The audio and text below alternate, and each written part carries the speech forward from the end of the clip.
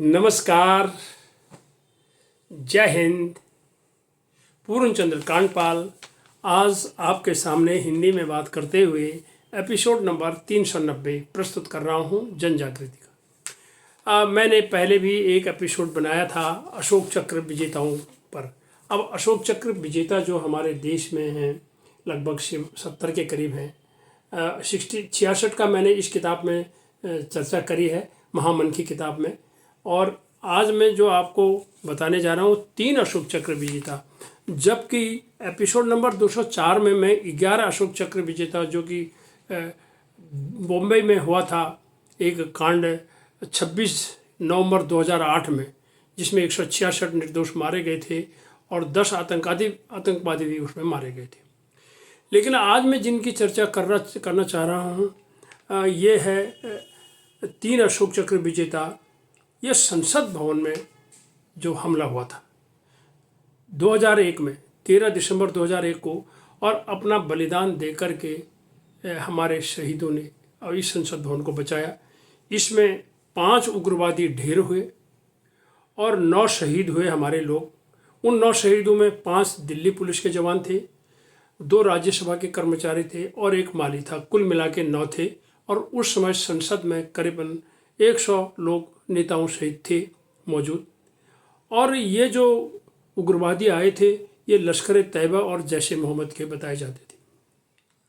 तो इन 9 सुरक्षा कर्मियों में से 3 को अशोक चक्र प्रदान किया गया। जैसे मैं बता रहा था, अशोक चक्र शांति काल में दिया जाने वाला बहादुरी के लिए सर्वोच्च सम्मान होता है, जबकि युद्ध काल में दिया जाने वाला परमवीर चक्र होता है। ये दोनों बराबर होते हैं। तो अशोक चक्र शांति काल में दिया जाता है और परमवीर चक्र युद्ध काल में दिया जाता है।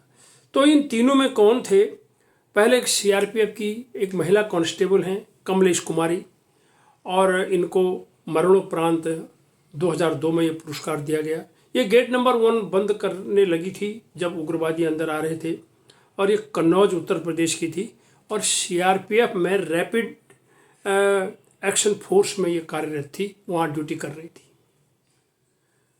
उसके बाद दूसरे हैं सुरक्षा सहायक मातबर सिंह नेगी, ये पौड़ी उत्तराखंड के हैं और गेट नंबर 11 में थे। इन्होंने गेट बंद किया, शोर मचाया, लेकिन उस समय ये बहुत बुरी तरह घायल हुए और 16 दिसंबर 2001 को अस्पताल में इनकी शहीदी हुई।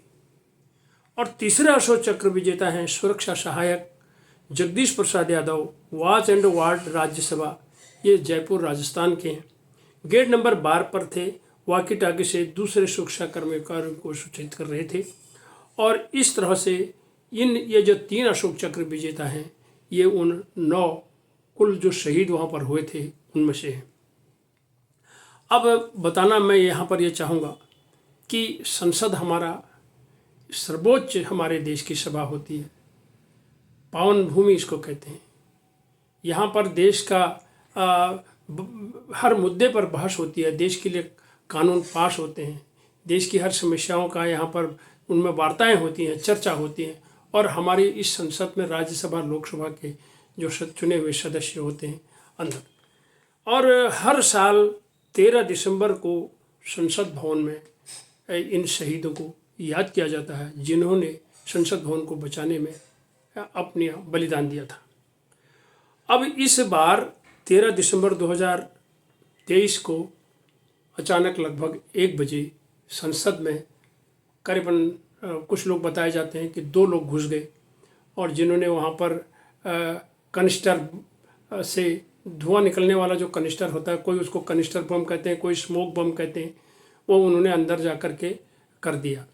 पूछने पर पता चला कि वो सरकार को ये बताना चाहते थे कि हमारे देश में जो रोज़गार की कमी है या मणिपुर में जो हो रहा है वो ऐसा कि जो न्यूज़ में दिखा रहे हैं वो मैंने देखा, मैंने भी।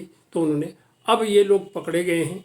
और सवाल हमारा ये है कि इतनी कम से कम कहते हैं 5-6 परतों की सिक्योरिटी नए संसद भवन में बनी हुई है, लेकिन इसके बावजूद भी ये लोग अंदर कैसे चले गए?